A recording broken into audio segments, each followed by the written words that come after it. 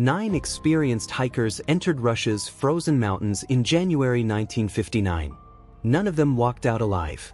Their tent was found sliced open from the inside. Barefoot tracks led into a blizzard at -30 degrees. Bodies were scattered across the snow, some nearly naked, some with injuries so catastrophic a medical examiner said the force was equivalent to a car crash.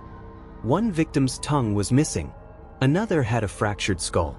Radiation was detected on their clothing. And the final Soviet verdict? Death caused by an unknown compelling force. No murder charges. No explanation. Just 9 frozen corpses and a mystery that has haunted investigators for 66 years. Tonight, we walk through the last days of the Dyatlov group, following their footsteps into the Ural Mountains, reconstructing their final hours, and examining the evidence they left behind in the snow. This is not a story about theories or speculation. This is the documented account of what happened, moment by moment, as 9 people walked toward a death so strange that even their own government couldn't explain it. So fasten your seatbelt as we dive into today's mystery. But first, you'll have incredible luck if you like and subscribe before this video ends.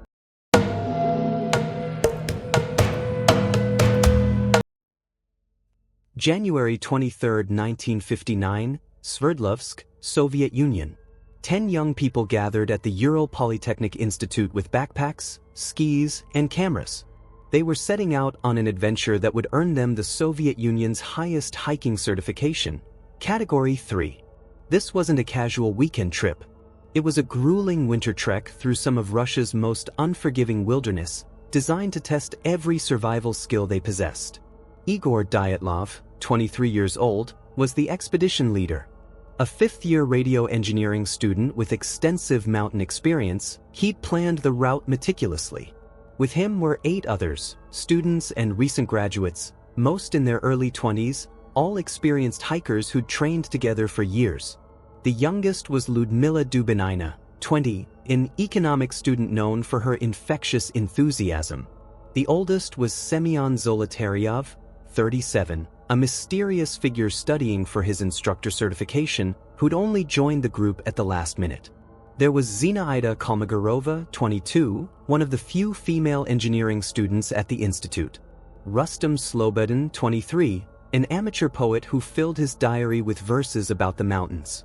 And 6 others, each experienced, each confident, each carrying cameras to document what should have been a triumphant expedition. They boarded a train heading north. In the photographs from that day, they're laughing, joking with each other, eager for the challenge ahead. In one image, they're crowded together in a train compartment, their young faces bright with anticipation. In another, they're waving from the window as the train pulls away from the station. They had no idea these would be the last photographs anyone would take of them alive. January 25, 1959, 2 days into the trek. The group reached the village of Vizhay and began their trek into the wilderness. The temperature was already dropping, hovering around -17 degrees Celsius. Snow covered everything in deep, pristine white. But spirits remained high. That night, Yuri Yudin, 21 years old, developed severe leg and back pain. He couldn't continue. The group made the difficult but prudent decision. He would turn back to Vizhay while the other 9 pressed forward. The next morning, January 26th, Yudin said his goodbyes. He took photographs of his friends one last time. In those images, they're smiling in the snow, bundled in heavy coats, surrounded by white wilderness stretching endlessly in every direction. Yudin is in some of the photos, his arm around Igor Dyatlov's shoulder. They look like any group of friends on an adventure. Then Yudin turned around and began the journey back alone. He would be the only member of the Dyatlov expedition to survive. Everyone in those final photographs, every smiling face, every friend waving goodbye, would be dead within 6 days. January 27th to 31st, the journey continues. The remaining 9 hikers push deeper into the Ural Mountains. Their diaries, later recovered, show they were in good spirits. On January 27th, they wrote and performed a mock newspaper they called Evening o' Torton, filled with inside jokes and playful teasing of each other. They were happy. They felt safe. The photographs they took during these days show the progression of their journey.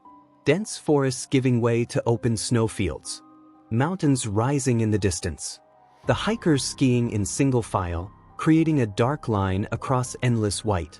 Camp scenes with a tent pitched among trees, smoke rising from a small fire, faces illuminated by flashlight. In one photograph from January 28th, Ludmila Dubinina is grinning at the camera, holding up a mandolin. In another, Rustam Slobodin stands on his skis, arms raised triumphantly. In a third, the entire group is gathered around their tent, looking tired but content after a long day of travel. They were documenting a successful expedition. Everything was going according to plan. On January 31st, they reached the edge of the highland area and began preparing to ascend toward their destination, Mount Otorten, whose name in the local Mansi language means, "Don't go there." They cached some supplies to lighten their loads for the climb. They would retrieve these on their return journey. That cache would remain untouched forever. February 1st, 1959, the final day. The weather was deteriorating rapidly. Heavy snowfall, rising winds, temperature plummeting toward -25 to -30 degrees Celsius. The smart decision would have been to make camp at a lower elevation, sheltered by forest, protected from the wind. But Igor Dyatlov made a different choice. Around 5 p.m., despite the worsening conditions, he decided to pitch the tent on an exposed slope on the mountain Kolotsyakhl, Dead Mountain in the Mansi language. The location was on open, windswept terrain about 1,100 meters above sea level. No natural shelter. No protection from the elements. Veteran hikers who later examined the site said this violated basic winter camping principles. You never camp on an exposed slope in a blizzard if you can avoid it. But camp they did. The last photographs from the expedition show them setting up the tent in failing light, snow swirling around them. In one image, several hikers are digging into the snow to create a flat platform for the tent. In another, someone is cutting blocks of snow, possibly to create a windbreak. The final photographs are blurry, unfocused, showing little detail, just shapes of people moving in dim light, surrounded by white. The last clear photograph shows the tent nearly erected, dark against snow, with figures moving around it. The sky is gray. The light is fading. The wind is clearly strong because the tent fabric is rippling violently. Then darkness fell. They ate dinner. Their recovered supplies later showed remnants of their last meal. They changed into sleeping clothes. They settled in for the night. The diaries stop here. The cameras captured a few final images, poorly lit shots inside the tent showing faces illuminated by flashlight, blurry and indistinct. Then nothing. Sometime during the night, something happened. Something so overwhelming that 9 experienced winter hikers made a decision that guaranteed their deaths. They cut their way out of their tent and fled into the storm. February 20th, 1959, when silence became fear. By late February, the Dyatlov group was overdue. They were supposed to send a telegram from Vizhay confirming their safe return. No telegram came. Days passed. Then weeks. Silence. Families became frantic. The Institute administration was contacted. By February 20th, search parties were organized. Experienced hikers, military personnel, volunteers who knew the terrain. Helicopters and planes began systematic aerial surveys. Ground teams on skis set out following the route the Dyatlov group had taken. They found the cached supplies from January 31st untouched. The group had never returned to retrieve them. They'd never made it back. The searchers pressed forward, scanning endless white wilderness for any sign of the missing hikers. Days passed. Nothing. Then, on February 26th, search party leader Mikhail Sharavin spotted something dark against the snow on the slope of Kolotsyakhl. As they approached, the shape resolved into a tent, partially collapsed, mostly buried under accumulated snow. But something was wrong. The tent had been violently torn open. Long slashes in the fabric, clearly cut from inside. Someone had sliced their way out instead of using the entrance. Inside, searchers found an eerie tableau of interrupted life. Boots lined up neatly. Warm clothing folded. Food. Cameras. Diaries. Everything the hikers needed to survive was right there, untouched, waiting. But the hikers were gone. Outside, after brushing away snow, they found footprints. 8 or 9 sets of tracks leading downhill, away from the tent, toward the tree line about 1.5 kilometers away. Some prints were barefoot. Some were in socks. Some showed a single boot. They weren't running in panic. The footprints showed they'd walked in a relatively organized group. But they were walking away from shelter and supplies, into certain death. The searchers followed the tracks. With each step, their dread grew heavier. The first bodies at the cedar tree. About 1.5 kilometers from the tent, near the edge of the forest, the searchers found 2 bodies lying in the snow near the charred remains of a small fire built at the base of a large cedar tree. Yuri Doroshenko, 21 years old. Georgy Krivoniskenko, 23. Both wore almost nothing, underwear and little else. Their hands were burned from desperate attempts to warm themselves at the pathetic fire that could never have kept them alive. They'd frozen to death. Above them, the cedar tree's bark was scraped and torn up to about 5 meters high. Someone had climbed up there. For what? What were they looking for? What were they trying to see? 3 more, the return journey. Moving upslope from the cedar tree, back toward the tent, 3 more bodies were found scattered across the snow. They'd been trying to return to the tent but never made it. Igor Dyatlov, 23, was found on his back, one hand grasping a small branch, frozen in mid-struggle to climb upward. Zenita Kolmogorova, 22, lay face down in the snow, as if she'd fallen forward while walking and never gotten up again. Rustam Slobodin, 23, was also frozen mid-journey, his body positioned as if he'd been desperately trying to reach the tent when death took him. All 3 wore slightly more clothing than Doroshenko and Krivoniskenko, but still far from adequate. And Rustam Slobodin had a small fracture in his skull, not severe enough to kill him immediately, but evidence that something had struck him hard enough to crack bone. 5 bodies. 5 young people who'd fled their tent and died trying to survive in the open. But the expedition had started with 9 people. Where were the other 4? May 4th, 1959, the ravine. For 2 more months, search teams combed the area. They probed the deep snow methodically, searching for any sign of the remaining hikers. Spring was beginning. The snow was slowly melting. And on May 4th, almost exactly 3 months after the incident, searchers found a ravine about 75 meters from the cedar tree. They began probing the deep snow that filled it. 13 feet down, beneath layers of ice and packed snow, they found what remained of the expedition. 4 bodies, arranged close together in what appeared to be a makeshift shelter. They'd survived longer than the others, long enough to find their dead friends, remove usable clothing from the corpses, and attempt to create protection from the cold. Ludmila Dubinina, 20 years old, was wearing pieces of clothing that had been cut from Krivoniskenko and Doroshenko, the 2 found by the cedar tree. She'd taken a wool hat from one, torn strips of cloth from another. She was trying to survive. Semyon Zolotaryov, 37, wore Dubinina's jacket and hat. They'd been sharing clothing, trying to keep each other warm. Nikolai Thibeaux-Brignol, 24, and Alexander Kolevatov, 24, completed the group. But when the bodies were brought to the surface and examined, the true horror of Dyatlov Pass revealed itself. The bodies that defied understanding. The first 5 bodies, those found in February, showed signs consistent with severe hypothermia. Their deaths, while tragic, made medical sense. They'd fled inadequately clothed into sub-zero temperatures and died of exposure. Terrible, but explainable. The 4 bodies from the ravine were different. These bodies told a story that didn't make sense. Dr. Boris Vozrozdeny, the medical examiner who performed the autopsies, had decades of experience. He'd examined bodies from car crashes, construction accidents, murders, suicides. He'd seen trauma in every form imaginable. What he found in the ravine victims shocked him. Ludmila Dubinina's autopsy report documented catastrophic injuries. Major chest fractures. Multiple ribs broken on both sides of her sternum. The force had crushed her ribcage inward, causing massive hemorrhaging into the cardiac region.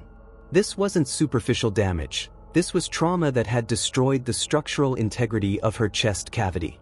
Dr. Vozrozdeny noted in his official report, The force required to cause these injuries would be comparable to a high-speed car crash. But there was no car. There was no vehicle of any kind within dozens of miles. They were in the middle of an isolated mountain in deep winter. The injuries were entirely internal. Her skin showed no bruising, no cuts, no external signs of impact. Something had crushed her chest with enormous force without leaving a mark on the surface. Then there were the missing parts. Her tongue was gone. Not just removed, the entire floor of her mouth was missing, tissue removed down to the hyoid bone. Both her eyes were absent from their sockets. Portions of her lips were missing. Sections of facial tissue were gone. Semyon Zolotaryov had similar catastrophic trauma. Multiple rib fractures on both sides. Massive internal hemorrhaging. Both eyeballs were missing from the sockets. Like Dubinina, his injuries were severe and internal, with minimal external signs of violence. Nikolai Thibault-Brignol had a depressed skull fracture, a massive indentation in his skull consistent with being struck by a heavy object or suffering severe head trauma in an accident. Alexander Kolevatov was in the best condition of the four, with less severe injuries, but he too was deceased. Dr. Vozrozdeny was explicit in his conclusions. The force that caused Dubinina and Zolotaryov's chest injuries could not have been delivered by another human being. A person punching, kicking, or striking with a weapon couldn't generate the necessary force. These were injuries from something far more powerful. But what? They were on a mountain. There were no vehicles. The avalanche theory that would later be proposed didn't fit because the tent was still standing and there was no avalanche debris. The fall? But falls cause external injuries, scrapes, bruises, cuts from rocks and ice. These victims had internal crushing trauma without corresponding external wounds. The missing soft tissue.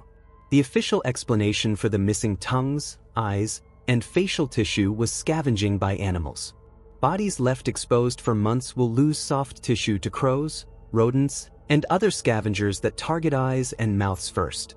This is a known process in forensic science. But some investigators noted peculiarities. Dubinina's tongue wasn't simply pecked away. It was removed along with the floor of the mouth, cutting through tissue and the hyoid bone. The completeness of the removal seemed surgical, not random like typical scavenging. And the timing was odd. The bodies had been buried under 13 feet of snow and ice. How did scavengers access them? Perhaps before they were fully buried, or during brief exposures as snow shifted. But it remained a detail that troubled some investigators. The radiation. Then came the laboratory reports. Some clothing items from the ravine victims tested positive for radioactivity. Not extreme levels that would cause immediate harm, but elevated above normal background radiation. The contamination was selective. Some pieces of clothing from Kolevatov, Dubinina, and Thibault-Brignol showed elevated readings. Other pieces from the same victims showed normal levels. The pattern made no sense. Where did it come from? Krivonischenko had worked at the Mayak nuclear facility, one of the Soviet Union's secret nuclear installations. Could he have had residual contamination that transferred to others? But he was one of the first two found, and his clothing showed normal radiation levels.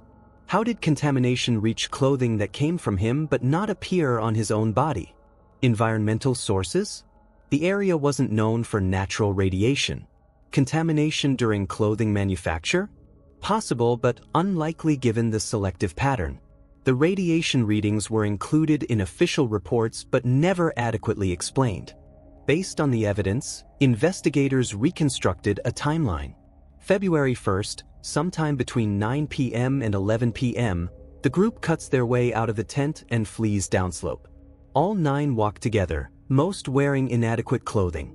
Approximately 1 hour later, they reach the cedar tree at the forest edge about 1.5 kilometers away.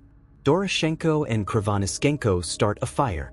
Someone climbs the tree, possibly trying to see the tent, possibly gathering dry branches for the fire, possibly looking for something else. 30 minutes to 1 hour later, Doroshenko and Krivonischenko succumb to hypothermia and die by the fire. During this time, Dyatlov, Kolmogorova, and Slobodin attempt to return to the tent. They never make it. They die of hypothermia at various points along the route, spaced about 300 meters apart. Several hours after leaving the tent, the remaining 4 hikers, Dubinina, Zolotaryov, Thibault-Brignol, and Kolevatov, are still alive. They find their friends' bodies. They remove clothing from the corpses, a desperate but rational survival decision. They move to the ravine, possibly seeking shelter from wind, possibly trying to create a den in the snow. Sometime during this period, something causes the catastrophic injuries to Dubinina, Zolotaryov, and Thibault-Brignol. They die from these injuries combined with exposure. By dawn on February 2nd, all 9 hikers are dead. The entire disaster, from the moment they left the tent until the last person died, probably took less than 6 to 8 hours. Most of that time was a slow death by freezing. But somewhere in those hours, something delivered crushing force to 3 people with such power that it destroyed their bodies internally. The official conclusion: Soviet investigators examined every piece of evidence. They interviewed witnesses. They consulted medical experts and forensic specialists. They considered every rational explanation they could devise. And in the end, they reached a conclusion that was both honest and terrifying: death caused by an unknown compelling force. They didn't say murder. They didn't identify a perpetrator.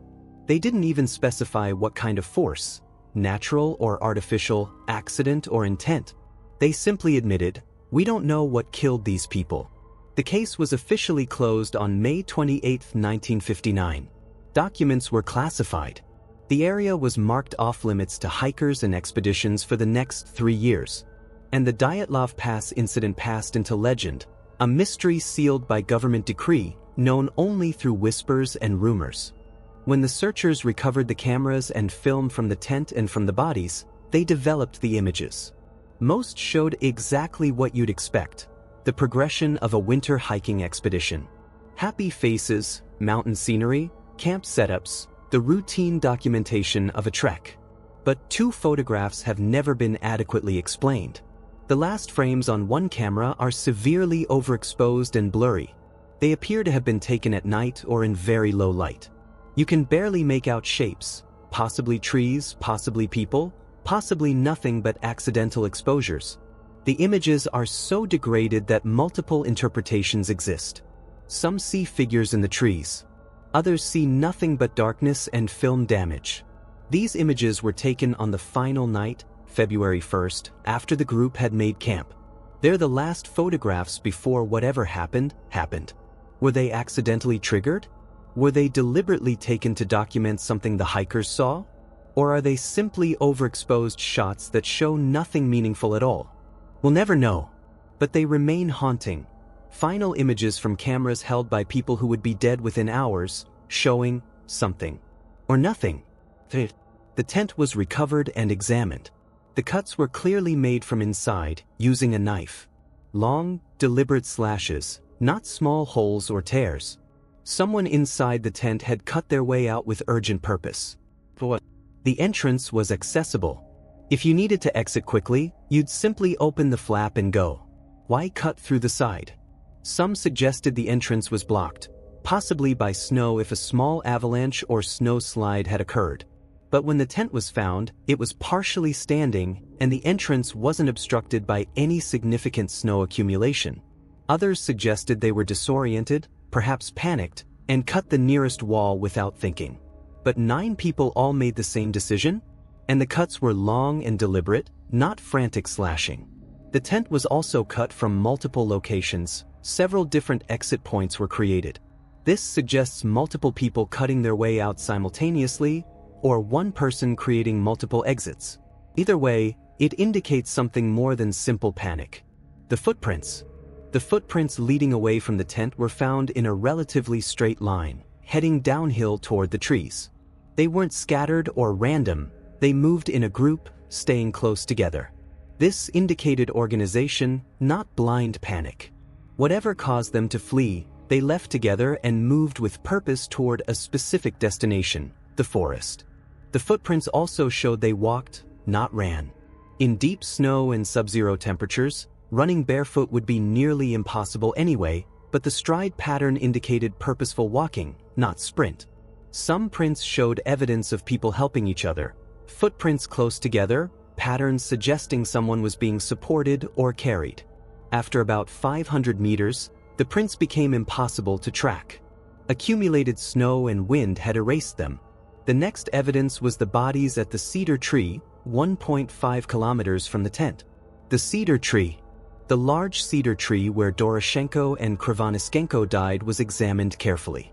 The bark was scraped and torn up to about 5 meters high, well above human reach from the ground. Someone had climbed this tree. The broken branches and scrape marks were clear evidence of climbing. But the most logical explanation, trying to see the tent. From ground level, dense forest blocked the view uphill. From 5 meters up the tree, you might be able to see over the lower trees toward where the tent was located. Were they checking whether it was safe to return? Were they looking for something pursuing them? Were they trying to spot rescue lights? Or perhaps they were gathering dry branches to feed the fire. The higher branches would be drier than lower ones, and dead wood makes better kindling. This is a practical survival decision. But the violence of the climbing, the torn bark and broken branches, suggests desperation, not careful harvesting of firewood. The 4 bodies found in the ravine were positioned as if they tried to create shelter. They were close together, possibly in a pit they'd dug or a natural hollow they'd found. Branches and clothing suggested an attempt to insulate against the cold. This indicates they survived for hours after leaving the tent. Long enough to find their dead friends, remove clothing, move to a new location, and attempt to build rudimentary shelter. These weren't people who died instantly from panic or trauma. They were trying to survive. But then something happened. Something that crushed chest cavities and fractured skulls with enormous force while leaving the surrounding environment undisturbed. No evidence of a fall. No evidence of an avalanche. No evidence of an explosion. Just catastrophic internal trauma. The diaries. The recovered diaries from the expedition showed normal entries right up until February 1st. The tone was cheerful, optimistic. They were confident in their skills and looking forward to reaching their destination. The last entry was made by Igor Dyatlov on February 1st around 6 p.m. He noted the weather was deteriorating and they'd made camp on the slope. He mentioned it was difficult to set up the tent in the wind. Then the entries stop. Nothing in the diaries suggested conflict within the group, fear of pursuit, or awareness of danger. Everything pointed to a routine expedition with normal challenges.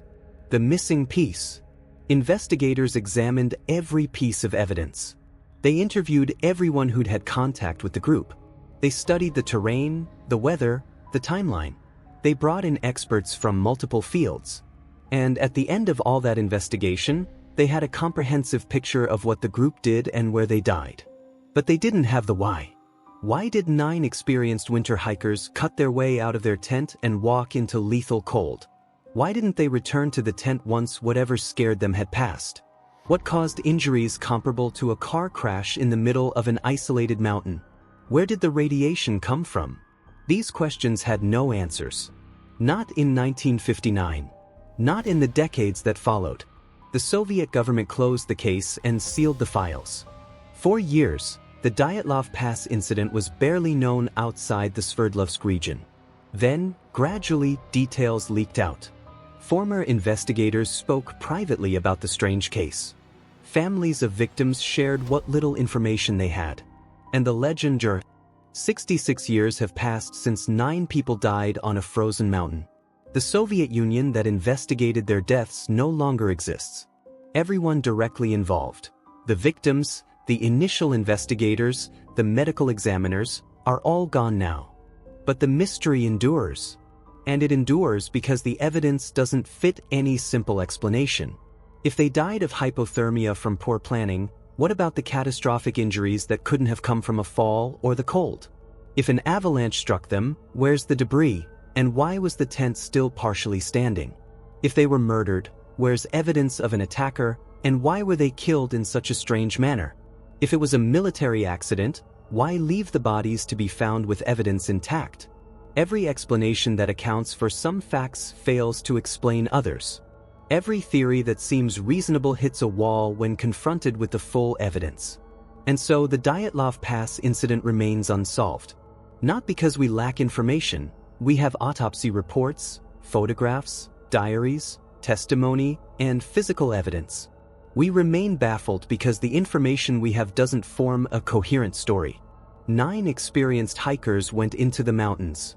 They made camp on an exposed slope in deteriorating weather, a mistake, but not a fatal one by itself. Then something happened. Something that drove them from their tent so urgently they cut it open and fled. Something that kept them from returning even as they froze. Something that crushed 3 people with devastating force. Something that left clothing radioactive.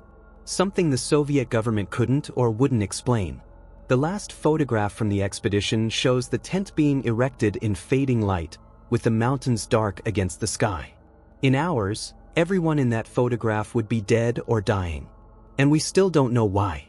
The Dyatlov Pass incident stands as a reminder that some mysteries resist solution. Not because the evidence is lacking, but because the evidence doesn't point to any conclusion we're willing or able to accept. 9 people died on a mountain. We know how they died. The medical evidence is clear. But we don't know why. And perhaps we never will. Let me know in the comments which detail from this case disturbs you most, and where you're watching from and what time it is there. If you want to explore more mysteries that defy explanation, make sure you're subscribed with notifications on. The dead of Dyatlov Pass have been resting in their graves since 1959. But their story refuses to rest with them. It persists in photographs and autopsy reports, in questions that have no answers, in a tent sliced open from the inside, in barefoot tracks leading into a blizzard. 9 people walked into the mountains. Whatever they encountered there, whatever force compelled them to flee into certain death, took their lives but left their mystery behind. And that mystery, cold, silent, and unsolvable, remains on Kolit-Syakhl, Dead Mountain, where the snow still falls and the wind still howls through the pass named for the young man who led his friends to a fate no one can explain.